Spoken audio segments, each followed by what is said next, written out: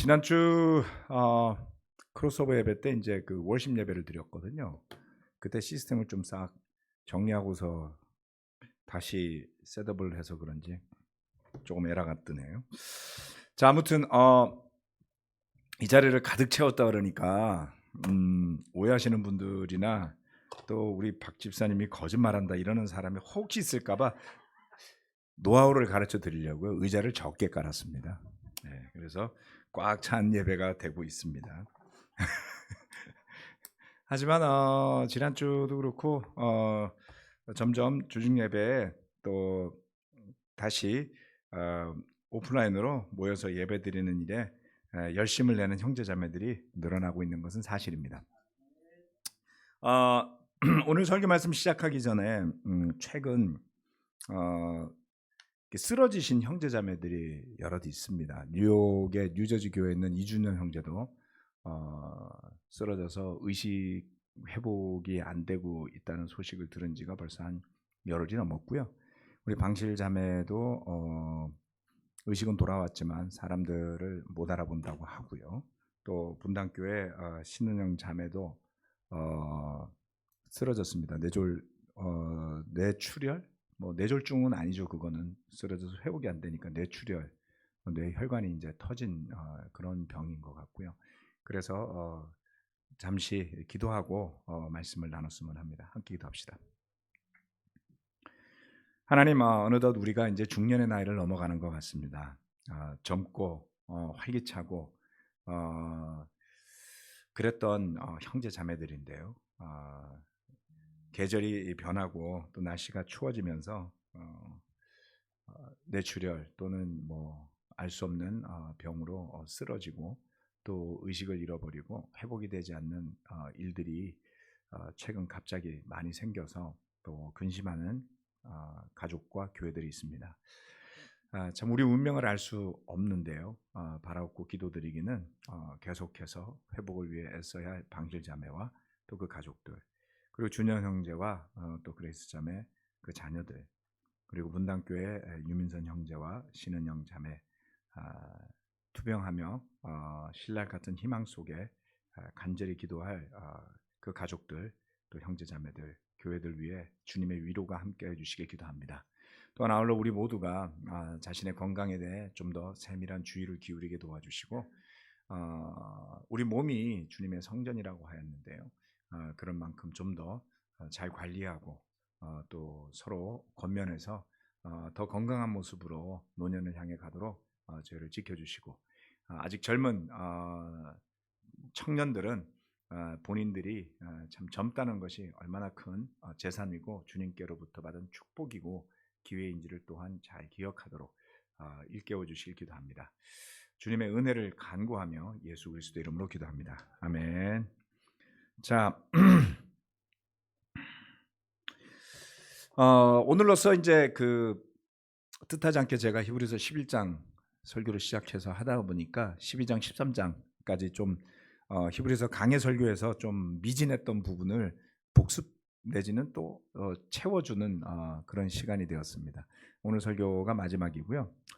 다음 주부터는 이제 크리스마스이고 연말이기 때문에 감사함에 대해서 우리가 기억하는 설교를 좀 더 준비하도록 하겠습니다. 자, 오늘 설교 말씀의 제목은 본문에 나와 있듯이 지도자에게 복종하십시오입니다. 지난주 제가 헌금에 대한 설교를 하면서 이런 말씀을 드렸습니다. 목회를 하면서 이렇게 자주 설교해본 기억이 없는 설교였다라고 말씀드렸는데요. 저는 지금 95년부터 27년, 28년째 목회를 하면서 단 한 번도 이 주제로 설교를 한 적이 없었습니다. 왜냐하면 제가 어쨌든 교회 지도자의 위치에 있으니까요. 그걸 말하는 게 참 어불성설인 것 같아서였습니다. 그 프랭크 목사님하고 동경에 있을 적에 제가 이제 와이프랑 툭탁거리면은 와이프가 이렇게 남편을 순종 안 하는지 모르겠다고, 그래서 그걸 좀 가르쳐야 되겠다고 그랬더니 남편이 그런 말을 하는 거는 지혜롭지 않다고. 네, 그죠? 그래서 당사자잖아요. 자기가 성경을 손에 들고서 야, 성경에서 말은 네가 나한테 순종하라 그랬잖아, 이렇게 말하는 자체는 이미 자격을 잃은 거다. 이제 그런 이야기를 해주셨는데 굉장히 마음에 와 닿았어요. 그래서 제가 아내에게도 그 성경책을 드리민 적이 그 이후로는 없었을 겁니다. 같은 맥락이었죠. 교회 지도자가 말씀을 들이밀면서 지도자에게 복종하라 그랬어요. 이렇게 말하는 정도까지 가면 그 교회는 갈 때까지 다 간 거예요. 뭐 그래야 될 수도 있습니다. 왜냐하면 그렇게 해서라도 지켜야 할 부분이 있다면 해야 되겠지만 아무리 어려운 일이 있어도 지난 28년 동안에 제가 형제 자매들에게 성경을 들이대면서 순종을 또는 복종을 요구했던 기억은 없습니다. 그런데 오늘 마지막 13장 설교인데 이 말씀이 들어있어서 안 할 수가 없었죠. 그런 의미에서 귀 기울여 들어주시기 바랍니다. 자, 첫 번째, 지도자들의 말을 고지 들으십시오. 오늘의 말씀은 지도자에 대한 이야기로 시작합니다. 13장 17절. 여러분의 지도자들의 말을 고지 듣고 그들에게 복종하십시오. 그들은 여러분의 영혼을 지키는 사람들이요, 이 일을 장차 하나님께 보고드릴 사람들입니다. 그러므로 여러분은 그들이 기쁜 마음으로 이 일을 하게 하고 탄식하면서 하지 않게 해 주십시오. 그들이 탄식하면서 일하는 것은 여러분에게 유익이 되지 못합니다. 우리를 위하여 기도해 주십시오. 우리는 양심에 거리끼는 것이 한 점도 없다고 확신합니다. 모든 일에 바르게 처신하려고 합니다. 내가 여러분에게 좀 더 속히 돌아가게 되도록 기도하여 주시기를 더욱 간곡히 부탁드립니다. 이 대목을 읽으면은 꼭 사도 바울이 하는 말투 같아 보여요. 그래서 저는 히브리서를 사도 바울이 쓰지 않았을까 이렇게 생각했는데 아무튼 예전에 이 히브리서 강해 설교하면서 저자가 불분명하다 이렇게 말씀드렸죠. 지금 어투는 좀 사도 바울 느낌 나지 않습니까? 이 오늘 설교하는 말씀들은 사도 바울의 느낌이 좀 물씬 풍겨지기도 해요. 자, 이 말씀을 좀 정리를 해 봅시다. 첫 번째, 지도자들의 말을 고지 듣고 그들에게 복종하십시오. 이렇게 이야기했어요. 왜냐하면 그들은 여러분의 영혼을 지키는 사람들이요, 장차 하나님께 보고 드릴 사람들이다라는 것이죠. 그래서 지도자들이 기쁜 마음으로 이 일을 하게 하고 탄식하면서 하지 않게 하십시오. 왜냐하면 그들이 탄식하며 일하면 여러분에게 유익이 되지 못한다라고 하고 있습니다. 아주 간단 명료하면서 명확한 부분입니다. 왜 교회의 지도자들이 형제 자매들의 영혼을 지키는 사람들이라고 표현했을까요? 여러분의 영혼을 지금 누가 지켜주고 있는 것입니까? 우리 박지원 목사님이 장로로 있을 때 가끔 우리 맥그룹과 만나서 이런 이야기를 했습니다. 케빈 메인 목사님이 우리 박지원 장로님 지금은 이제 장로직 그만두셨지만 당시에 전임 목회자로서 목사로서 있을 때 장로로서 세우는 훈련을 하고 장로가 되었을 때 훨씬 선배 목사님이시죠, 케빈 메인 목사님은. 그리고 브루스 목사님도 훨씬 올로시고 더 큰 역할을 하셨던 분들인데 장로로 세우면서 이렇게 말씀하셨다는 거예요. 이제 당신이 나의 영혼을 지키는 목자입니다. 굉장히 그 이야기를 듣고 굉장히 큰 책임감을 느꼈다래요. 본인보다 훨씬 더 앞선 믿음의 선배고 존경하는 분이 장로로 세워주면서 이제는 당신이 나의 영혼을 맡아줄 사람입니다 라고 말했다고 하죠.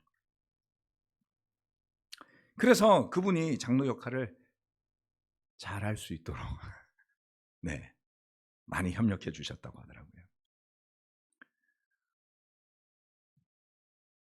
여러분 동의하십니까? 교회 지도자가 여러분의 영혼을 지키는 사람이라는 것을 받아들이실 수 있겠습니까? 그것은 결국 여러분의 믿음인 것입니다. 저는 그것을 강요할 생각은 단 한 번도 한 적이 없습니다.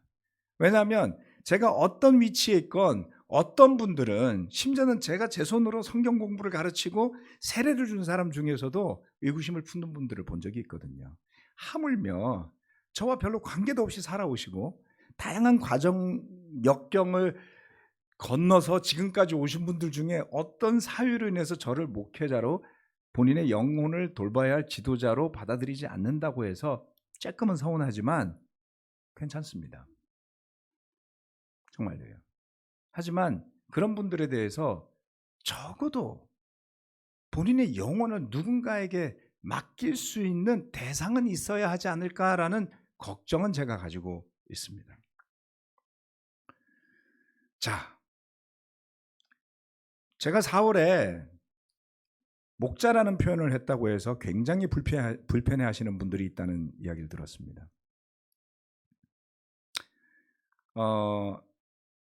여러분, 그거는 부정할 수 없어요. 그냥 말씀에 어디를 펼치건 특별히 서신서 안에 수도 없이 나오는 말씀이 이런 말씀이거든요.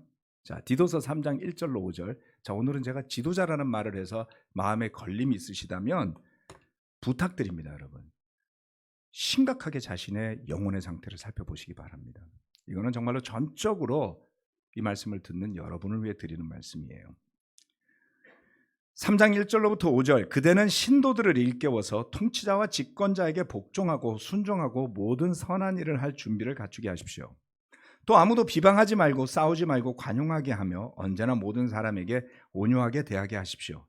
우리도 전에는 어리석고 순종하지 아니하고 미혹을 당하고 온갖 정욕과 향락에 종노릇하고 악의와 시기심을 가지고 살고 남에게 미움을 받고 서로 미워하면서 살았습니다. 그러나 우리의 구주이신 하나님께서 그 인자하심과 사랑하심을 나타내셔서 우리를 구원하셨습니다.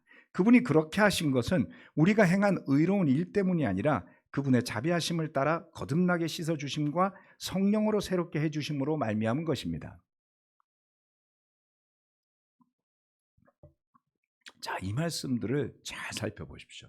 사도 바울은 크레테의 교회들을 세울 책임을 가진 디도라는 이벤젤리스트에게 이렇게 권면했습니다. 요약해 봅시다. 신도들을 일깨워서 통치자와 집권자에게 복종하고 순종하게 하라. 법을 지키게 하라는 거였습니다. 정권이 바뀌고 우리나라는 5년마다 선거가 있으니까 고맙게도 계속 바뀌어주죠. 그렇죠? 네. 말씀을 가르치면서 정권이 바뀌었다 그래서 목사가 그 정부의 통치자의 집권자에게 불순종하라고 가르치면 첫 번째는 여기 어긋나는 겁니다. 네. 그렇겠죠? 그래서 디도는 신도들에게 좀 표현하자면 준법 정신을 강조했다.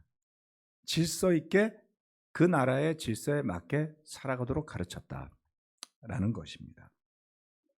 물론 아주 예외적인 경우가 있을 수 있습니다만은 전반적인 경우에서는 신약 성경 전체의 흐름은 그 질서를 잘 따를 것을 가르치고 있습니다. 두 번째, 모든 선한 일을 할 준비를 갖추도록 하라고 그랬어요. 모든 선한 일을 할 준비를 갖추라는 것이죠. 올바르게 권위를 존중할 줄 알고 그런 마음을 가지고 질서 있게 살아간다면 선한 일을 할 준비를 하게 된다는 뜻입니다. 그런 마음이 없으면 늘 마음이 힘들지 않겠습니까? 뭐가 마음에 들지 않고 어떻게 하면 좀 이걸 깨부실까, 어떻게 하면 이걸 좀 바꿀까 이런 생각만 하면 선한 일을 하기가 쉽지 않습니다. 그래서 저는 이 디도서 3장 1절 말씀이 그런 의미의 맥락이 아닐까 생각하죠. 그 다음 2절 말씀은 뭐라고 이야기합니까? 아무도 비방하지 말고 싸우지 말고 관용하게 하며 모두를 온유하게 대하게 하라. 아주 중요한 말씀입니다. 우리가 그리스도인들로서 싸우지 말라는 거예요. 비방하지 말라는 겁니다. 그리고 우리의 과거를 설명합니다. 우리는 어리석었고 불순종했고 미혹당하고 정욕과 향락의 족이었으며 악의와 시기심 속에 살아갔고 남에게 미움받고 서로를 미워하면서 살았다 그래요. 완벽한 한 구절 아닙니까? 우리가 이렇게 살았어요. 네. 미워하는 마음을 가져도 찔림이 없었어요. 미워할 당연한 이유들이 있었잖아요. 네. 비방 밥 먹듯이 하지 않습니까? 직장을 다니고 사회생활 하다 보면 3, 4, 5 모여서 내가 없는 자리에서는 내 욕을 할 거다라는 것을 당연하게 여기는 사회 속에 살지 않았나요? 농담처럼 그랬습니다. 우리가 그 몇십 년 전에도 회식에 빠지면 안 된다는 이유 중에 하나가 빠지면 뒷담화 할 거니까.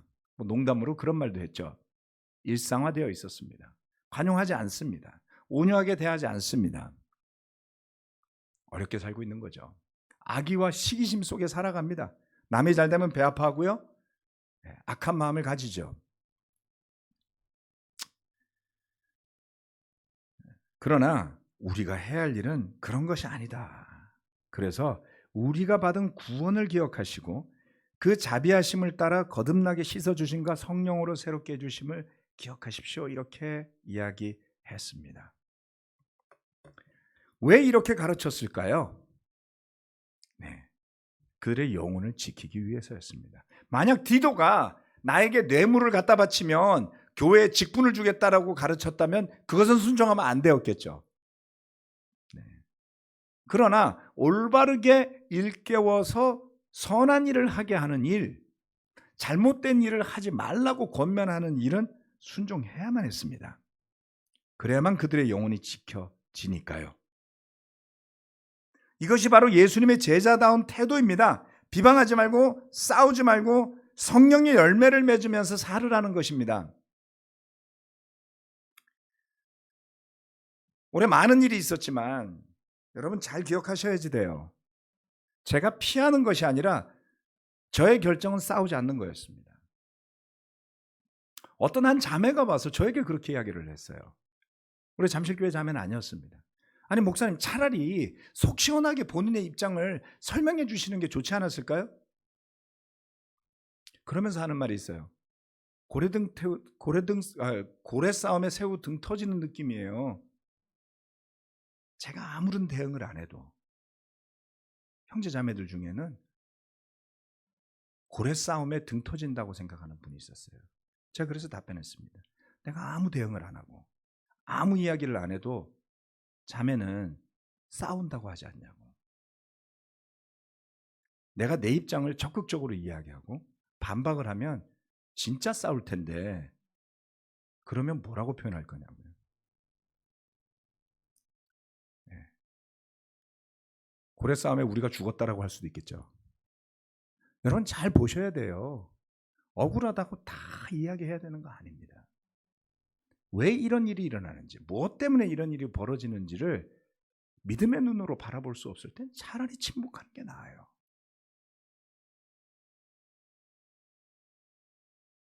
자, 비방하지 말고 싸우지 말고 관용하라 그랬습니다. 온유하게 대하라 그랬습니다. 내게 온유함이 없으면 좀 침묵하고 있는 게 낫습니다. 여유가 없으니까요. 그렇죠? 네. 제자다운 태도, 성령의 열매를 맺는 삶의 태도의 반대에는 뭐가 있습니까? 우리 과거의 모습이잖아요. 어리석죠? 불순종하죠?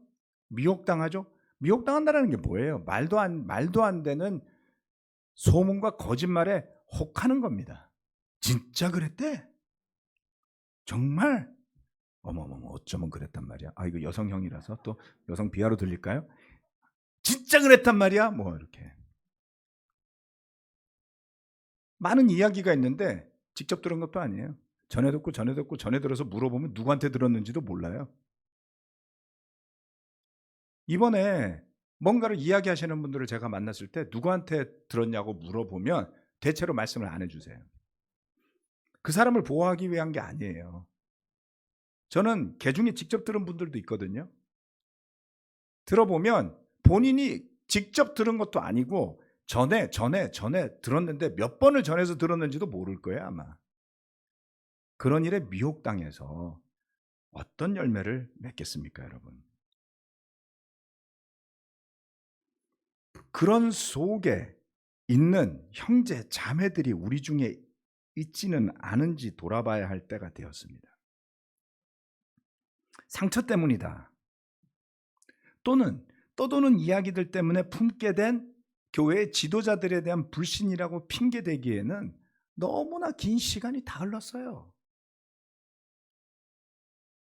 정말 오랜 시간들이 흘렀습니다. 자신의 영혼을 살필 수 있는 영적인 자각이 있어야만 하는 것입니다. 남을 바라보면서 뜯어 고치려 하기 전에 내 자신을 돌아볼 수 있어야만 합니다, 여러분.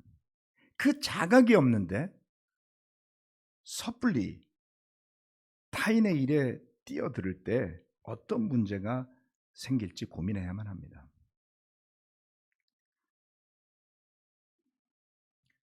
아이러니한 일인데요. 본인은 타인의 이야기를 듣지 않으면서 타인들이 자기 이야기를 들어주지 않는다고 비난하는 분들이 많아졌습니다.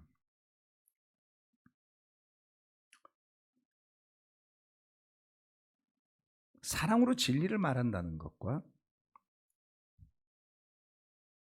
생각은 그렇지만 전해지는 말은 사랑이 없는 독설인 것은 다른 것입니다. 진실된 마음으로 상대방의 유익을 위해 하는 말을 그 상대가 잘 못 알아들을까요? 건전하고 꼭 필요한, 정말 발전을 위해서 해야만 하는 쓴소리는 그렇게 많지 않아요, 여러분. 매주 그런 게 생각난다 그러면 그거는 발전을 위한 쓴소리 아니죠. 저를 만나고 저를 알고 지내고 오랜 시간 함께 했던 분들이 이 방에는 많습니다. 제가 여러분의 발전을 위한 쓴소리를 한 5년에 몇 번 했는지 한번 생각해 보세요. 한 10년에 몇 번 했는지 한번 기억해 보세요. 찾기 쉽지 않을 거요.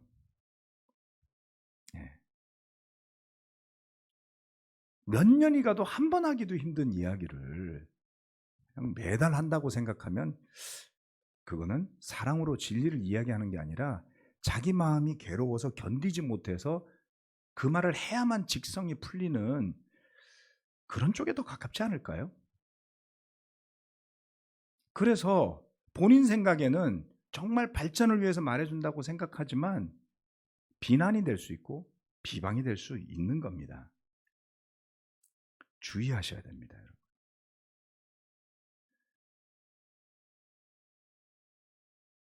제가 지난 한 30여 년간 목회를 하면서 저도 다양한 지도자들을 경험해 왔습니다. 지금까지 쭉 신뢰관계를 이어온 지도자들이 더 많기는 하지만 좀 높아요. 오케이, 괜찮습니다. 많기는 하지만 그중에 몇몇 분들은 더 이상 연결되지 않는 관계가 되었습니다. 때로는 의견이 충돌할 때도 있었습니다. 제가 봤을 때 정말 아니다 싶은 이야기는 몇 번 했어요. 몇 년에 한 번 했을까요? 네, 한 적도 있습니다. 그런 대화가 잘 되는 분도 있었고요. 잘 안 되는 분들도 있습니다. 그래서 때로는 제가 제 역할과 자리를 비켜줘야 하는 경우도 있었습니다.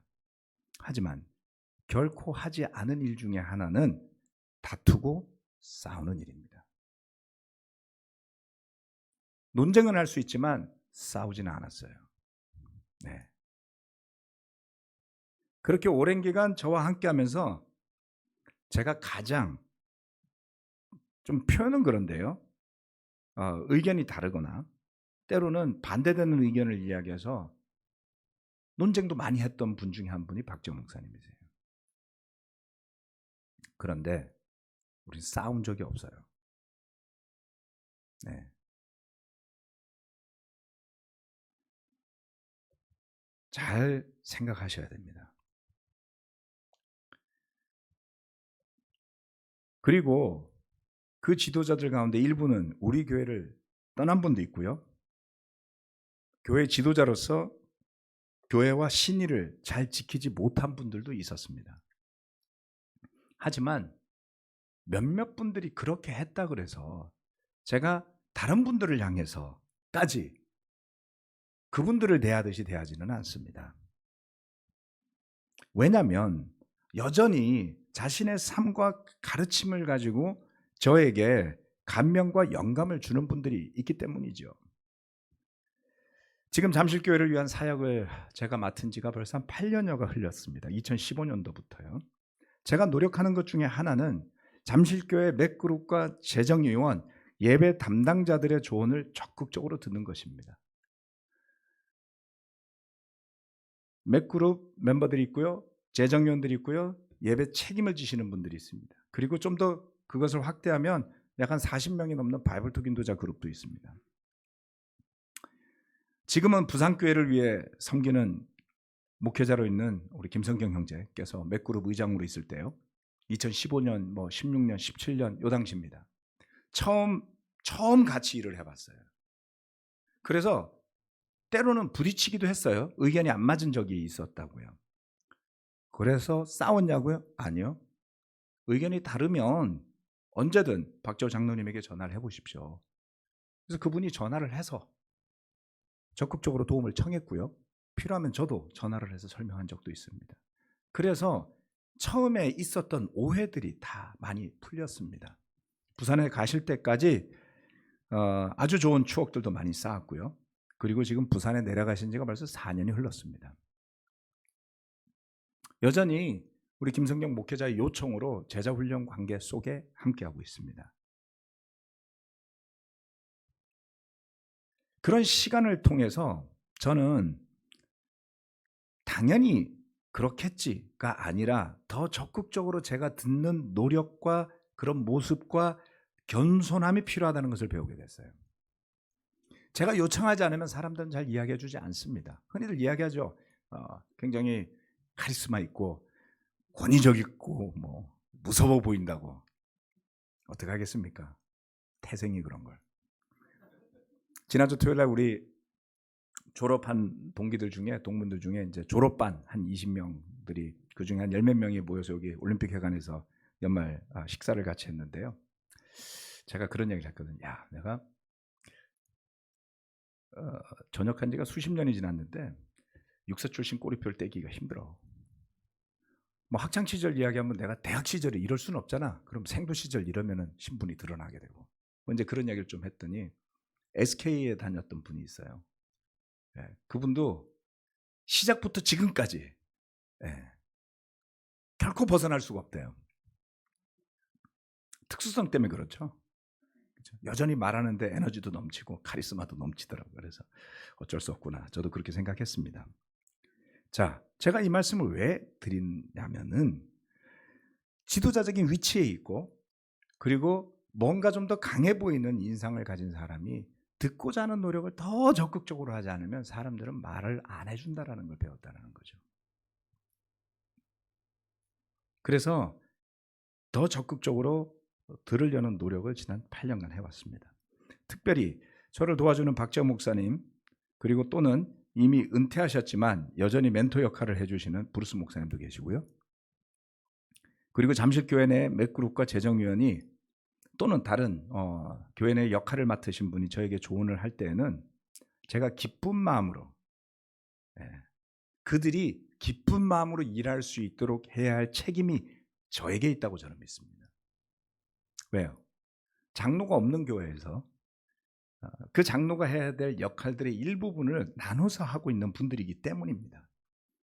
역으로 저만 지도자적인 역할을 하는 것이 아니라 그분들이 장로 역할의 일부를 하면서 저의 영혼을 돌보는 사람들이기도 하기 때문에 그렇습니다.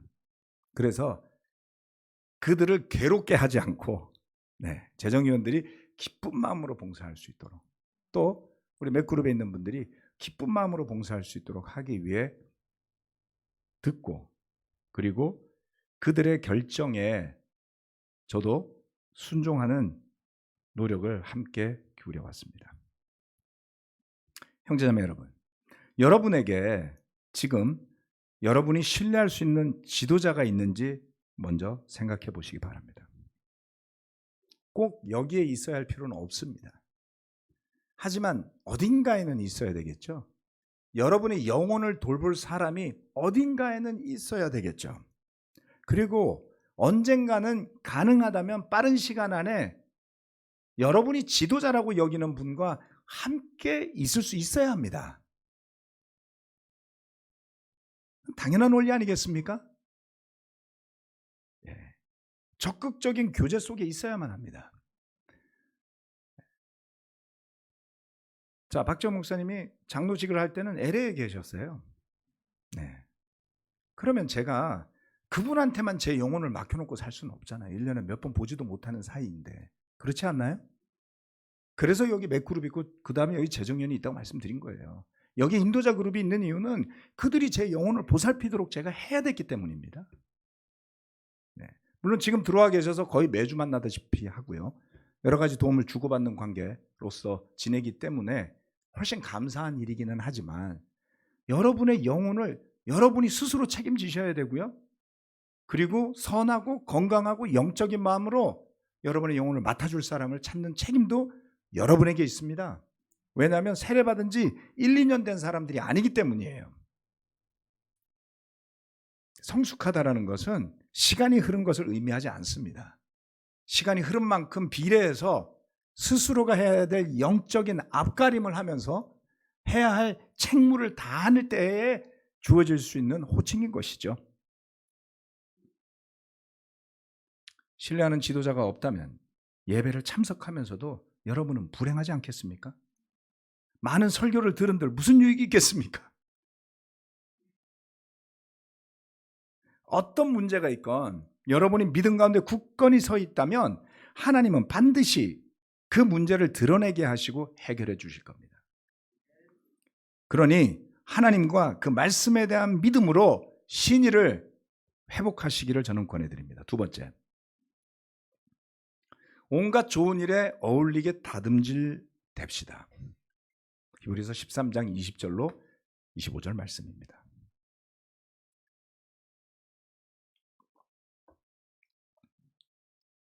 영원한 언약의 피를 흘려서 양들의 위대한 목자가 되신 우리 주 예수를 죽은 사람들 가운데서 이끌어내신 평화의 하나님이 여러분을 온갖 좋은 일에 어울리게 다듬질해 주셔서 자기의 뜻을 행하게 해 주시기를 빕니다. 또 하나님께서 예수 그리스도로 말미암아 우리 가운데 자기가 기뻐하시는 바를 이루시기를 빕니다. 예수 그리스도께 영광이 무궁히 있기를 빕니다. 아멘. 형제자매 여러분, 부디 이 권면의 말을 받아들이기를 권유합니다. 나는 여러분에게 짤막하게 썼습니다. 우리 형제 디모데가 풀려나온 것을 알려드립니다. 그가 속히 오면 내가 그와 함께 여러분을 만나보게 될 것입니다. 여러분의 모든 지도자와 성도에게 문안하여 주십시오. 이탈리아에서 온 사람들이 여러분에게 문안합니다. 여러분 모두에게 은혜가 있기를 빕니다. 이거 꼭 바울이 쓴 것 같죠? 그래서 제 추측은 히브리서 13장은 바울이 쓴 거 아닐까. 1장부터 10장까지 딴 사람이 쓰고요. 아무튼 그냥 썰입니다. 이 얼마나 아름다운 구절입니까, 여러분? 네. 영원한 언약의 피를 흘려서 양들의 위대한 목자가 되신 우리 주 예수를 죽은 사람들 가운데 이끌어내신 평화의 하나님이 하나님 앞에 수식어가 이렇게 붙어 있는 거예요. 그런데 그 하나님이 여러분을 온갖 좋은 일에 어울리게 다듬질해 주신답니다. 다듬질 해보셨나요? 옛날에 다듬이돌 위에다가 빨래를 해서 쭈글쭈글해진 것들을 놓고 열심히 두들기면 쫙 펴져서 멋지게 입을 수 있는 옷이 되었던 것이죠. 요즘 말로 이야기하면 다림질하지 않은 와이셔츠를 입고 돌아다니는 모습을 상상하시면 되겠습니다. 그렇죠? 다림질하지 않은 세탁기에서 꺼낸 쭈글쭈글한 와이셔츠를 입고 출근하시는 분들은 없겠죠? 그렇게 예배를 오시면 참 이상하지 않겠습니까? 그렇게 살아가도 이상하지 않겠습니까? 하나님은 우리를 하나님의 선하고 좋은 일에 어울리게 다듬질해 주셔서 자기의 뜻, 하나님의 뜻을 행하게 해 주신다라는 겁니다. 우리가 그 하나님의 도구가 된다라는 뜻이죠. 얼마나 영광스러운 일입니까? 대통령이 불러서 장관 시켜주면 영광스럽게 생각하지 않나요?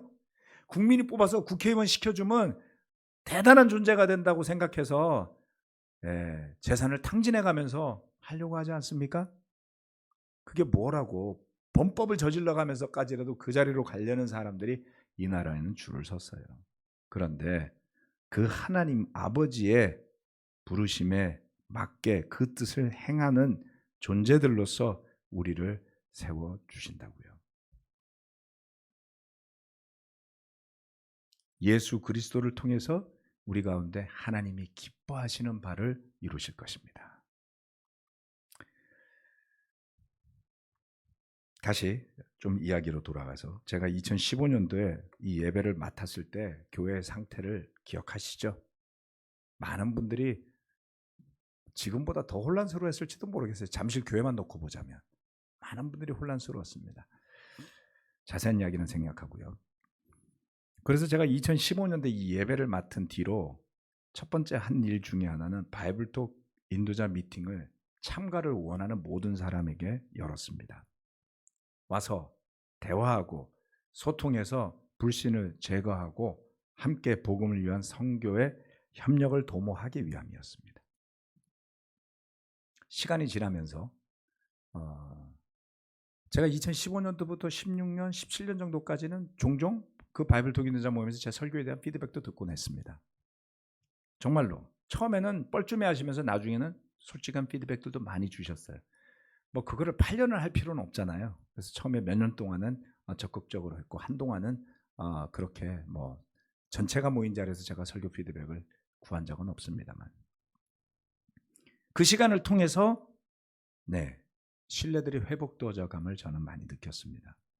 감사하게도 주님은 2015년, 16년, 17년, 18년 계속 이어가면서 구원받는 사람들이 꾸준히 우리 안에 있게 해주셨고 그리고 예배도 지속적으로 성장해 왔습니다.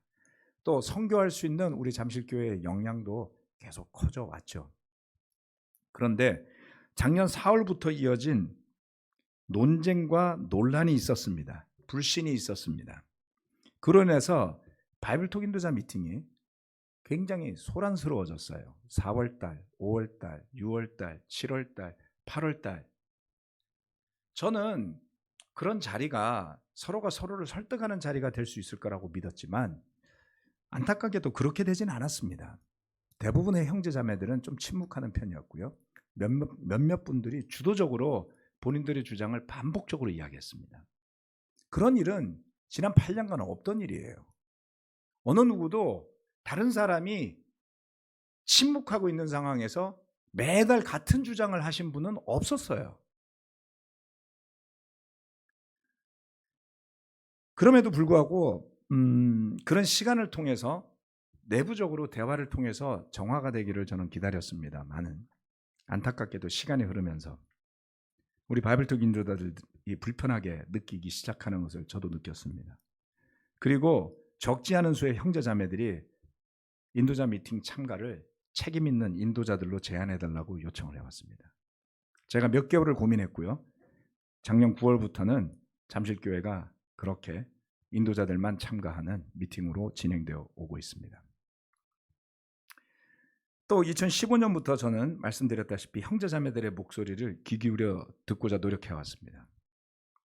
그 이야기들 중에 어떤 내용은 비방도 있었고요. 비난도 있었고요. 또는 사실이 확인되지 않은 소문들도 꽤 있었습니다.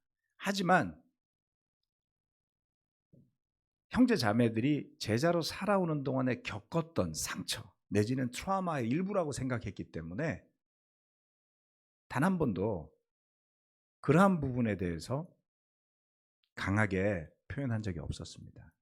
필요하다면 듣고 또 필요하다면 제가 그 문제를 일으킨 당사자가 아니라 할지라도 목회자로서 책임감 가운데 사과도 한 경우도 많았습니다.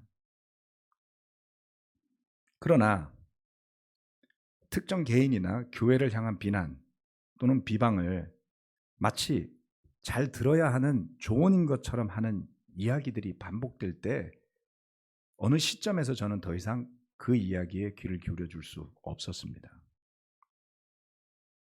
스스로 겪어서 해결하고자 노력하지 않은 일, 다시 말하면 누군가로부터 전해 들은 이야기를 그 당사자가 없는 상황에서 마치 사실인 것처럼 이야기하는 것은 심각한 불편함과 때로는 불신을 야기합니다. 우리 가운데는 안타깝지만 이제는 인정해야지 돼요. 사랑하는 마음으로 조언하는 것과 비난하며 타인을 조정하려고 하는 것의 차이를 잘 모르시는 분들이 있다는 것을 제가 깨닫게 되었습니다. 물론 그런 주장 가운데 어떤 부분은 들어야 할 만한 내용이 있는 것은 사실이에요. 하지만 불신을 불러일으키는 비방과 비난이 압도적으로 많았기 때문에 어떤 말들은 교회의 덕이 되지 않고 우리 형제자매들의 신앙을 세우고 사랑을 깊게 하는 것이 아니라 오히려 그것을 파괴하는 쪽으로 가는 것을 저는 봤습니다.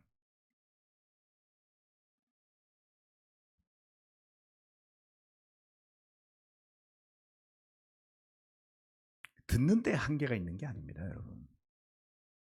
어떤 내용은 들을 수 없는 말이기 때문에 듣지 않아야 합니다.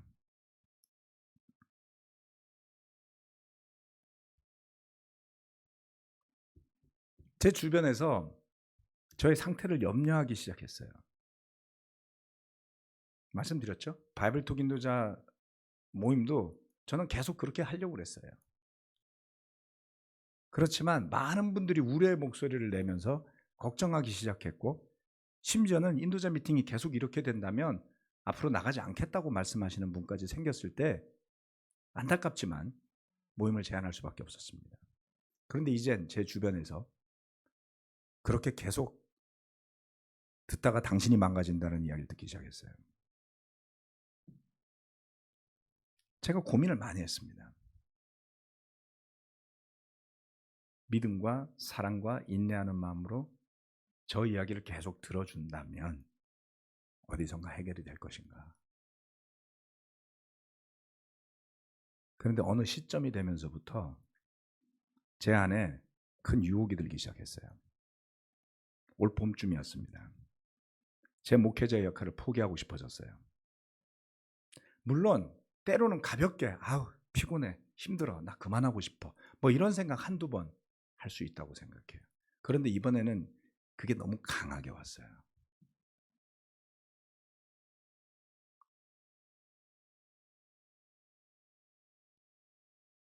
굳이 내가 왜 이 일을 해야 되지?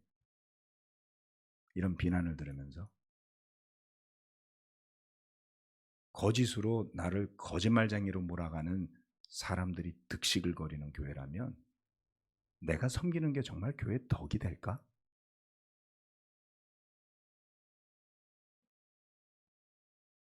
그래서 쉬고 싶고 그만둬야 되겠다라는 유혹이 너무 강하게 들어왔어요. 제가 그 순간에 더 이상 듣기를 멈췄습니다. 아, 이건 내가 들어서 그 사람의 상처에 치유를 돕는 게 아니라 그 비난의 대상이 되어서 내가 망가져가고 있구나.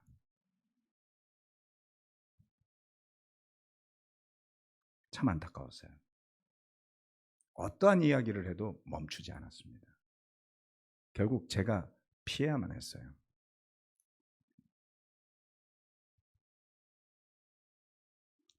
제가 사랑하는 마음이라 여기고 목회자로서의 소임이라고 여겼던 그 태도 때문에 듣지 말아야 할 이야기까지 계속해서 들은 것의 결과는 아주 허망하고요. 불편하고요. 선한 일을 위한 용기와 에너지까지 다 소진시켜버리는구나라는 것을 깨닫게 되었습니다. 여기에서 회복되는 것은 결코 쉽지 않았습니다.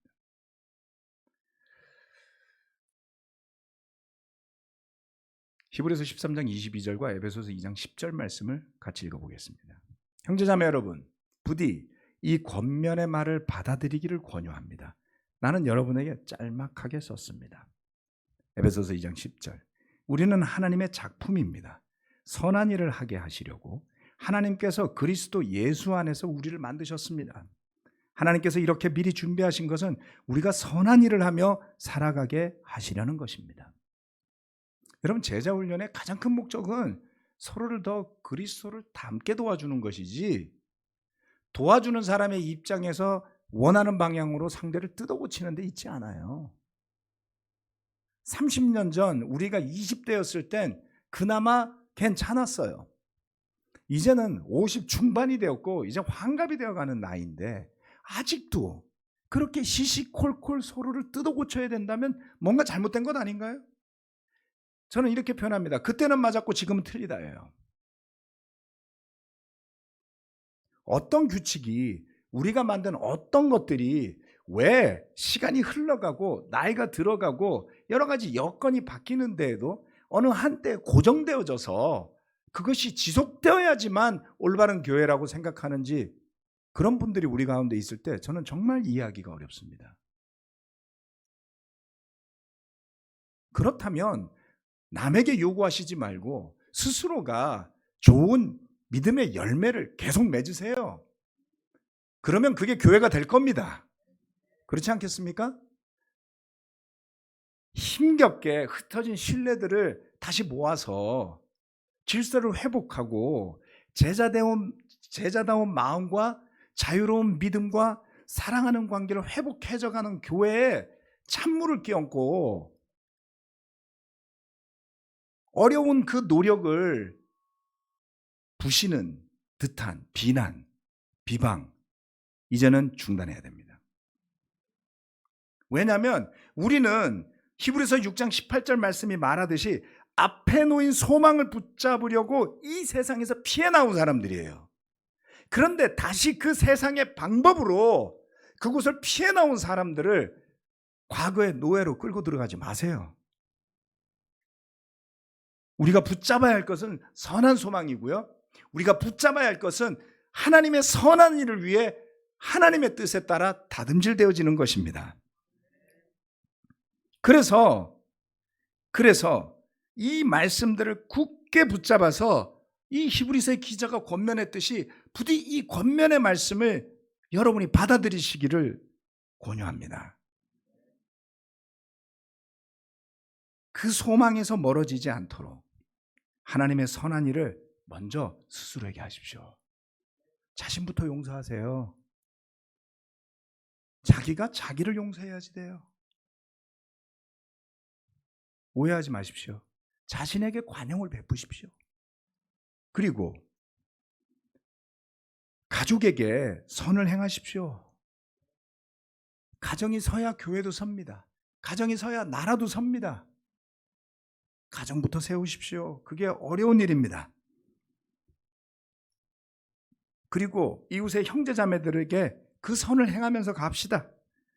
우리가 그렇게 서로 사랑하며 선을 행하면서 간다면 이 세상에 잃어버린 영혼들에게조차도 그 선과 복음이 더 힘차게 전파되지 않겠습니까? 네. 우리가 지금까지 해왔던 많은 부분들을 하나님의 말씀과 성령의 능력에 비추어서 재해석해야만 합니다.